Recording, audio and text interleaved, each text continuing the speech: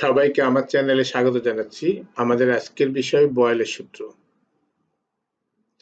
প্রথমে আমরা আসি বয়েলের সূত্রটা কি। বিজ্ঞানী রবার্ট বয়েল গ্যাসের আয়তন এবং চাপের সাথে যে সম্পর্ক স্থাপন করেন সেই সম্পর্কটা আমরা একটা সূত্র আকারে প্রকাশ করতে পারি। এই সূত্রটাকে আমরা বলছি বয়েলের সূত্র।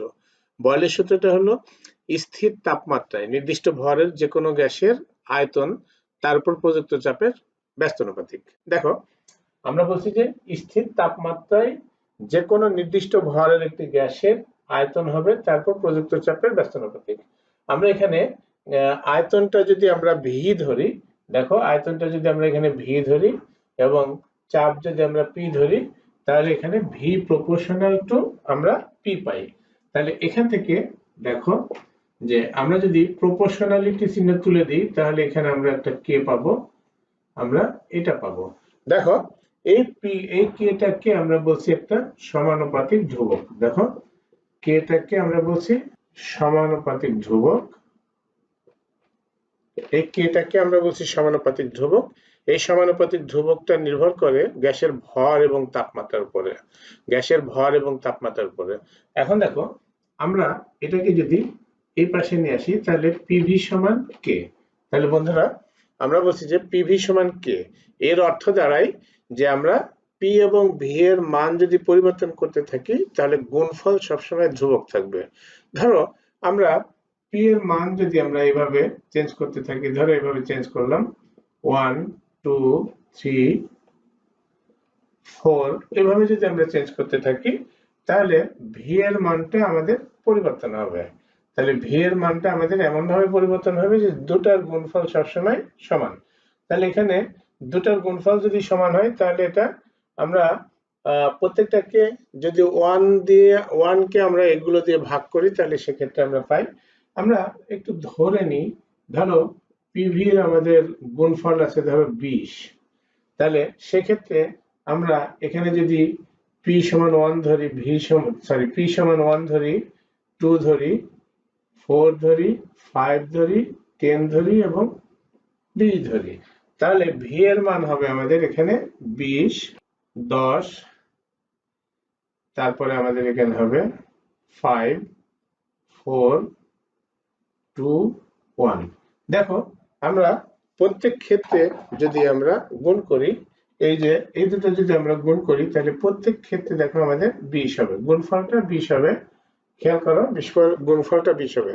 তাহলে আমরা বয়েলের সূত্রে বলছি যে পি এবং ভিটার গুণফল আমাদের সবসময় সমান থাকবে, অর্থাৎ পি যদি আমরা বাড়িয়ে দিই ভিটা কমে যাবে, আবার ভিটা যদি আমরা বাড়িয়ে দিই তাহলে পিটা কমে যাবে। পি এবং ভি এর গুণফল সবসময় সমান।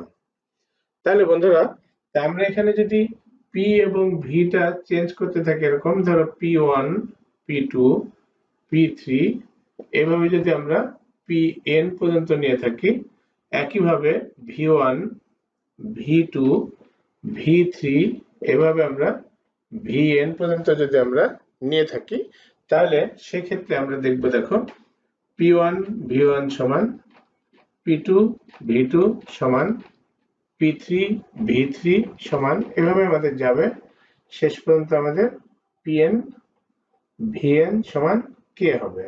অর্থাৎ আমরা বলছি যে পি এবং ভি এর গুণফল সবসময় একটা ধ্রুবক। এই ক্ষেত্রে আমরা এই সূত্রটা আমাদের অঙ্কের সময় সবসময় কাজে লাগে, সেজন্য বন্ধুরা এই সূত্রটা তোমাদের সবসময় মাথায় রাখতে হবে। তার কারণ আমরা যখন বিভিন্ন গাণিতিক সমস্যার সমাধান করব তখন কিন্তু এই সূত্রটা আমাদের কাজে লাগবে। আমরা এখন আসি বয়েলের সূত্রটাকে আমরা গ্রাফিক্যালি যদি দেখাই, অর্থাৎ লেখচিত্রের মাধ্যমে যদি দেখাই। দেখো আমরা যদি একদিকে পি এবং আরেকদিকে ভি নিয়ে যদি আমরা লেখচিত্র অঙ্কন করি তাহলে এখানে আমাদের একটা বক্ররেখা পাওয়া যাবে। এই বক্ররেখার বৈশিষ্ট্য হলো, দেখো যে কোনো এক জায়গায় যদি আমরা এই বক্ররেখাটার পি এবং ভি এর মান বের করি, তা আমাদের এখানে দেখা যাচ্ছে যে এটা হলো পি এর মান, এটা ভি এর মান। দেখো পি এর তুলনায় দেখো ভি এখানে বড়। আবার একইভাবে যদি আমরা এই পয়েন্টের মানটা দেখি তাহলে এরকম আমাদের দেখো এটা হলো পি এর মান, এটা ভি এর মান। তাহলে যে কোনো পয়েন্টে, লেখচিত্রের যে কোনো পয়েন্টে যদি আমরা পি বা ভি চিহ্নিত করি তাহলে সবসময় দেখা যাবে যে পি যদি বড় হয় তাহলে ভিটা ছোট হবে, অর্থাৎ দুটার গুণফল সবসময় সমান হবে। একইভাবে আমরা যদি একদিকে ভি আর একদিকে 1/p দিয়ে লেখচিত্র অঙ্কন করি, তাহলে একটা মূল বিন্দুগামী সরলরেখা পাওয়া যাবে, যেটা তোমরা ম্যাথে পড়ে আসছো, y সমান mx, এই ধরনের একটা সমীকরণ পাবে। এই ধরনের একটা সমীকরণের জন্য আমরা লেখচিত্র যেটা পাই সেটা।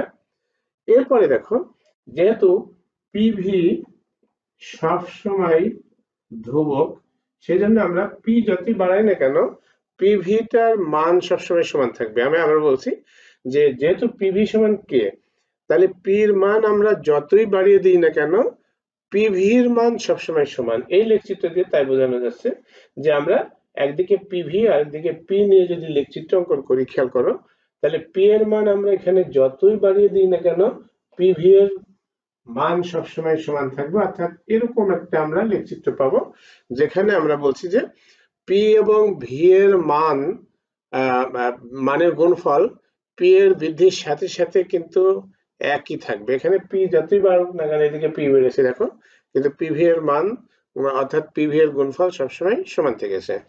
তাহলে বন্ধুরা, আমরা এতক্ষণ পড়লাম বয়েলের সূত্র। বয়েলের সূত্রটা তোমরা তোমাদের জন্য অত্যন্ত গুরুত্বপূর্ণ, এটা অবশ্যই তোমাদেরকে বারবার অনুশীলন করতে হবে। সবাইকে ধন্যবাদ জানিয়ে আমি আমার ক্লাস আজকের মতো এখানে শেষ করছি।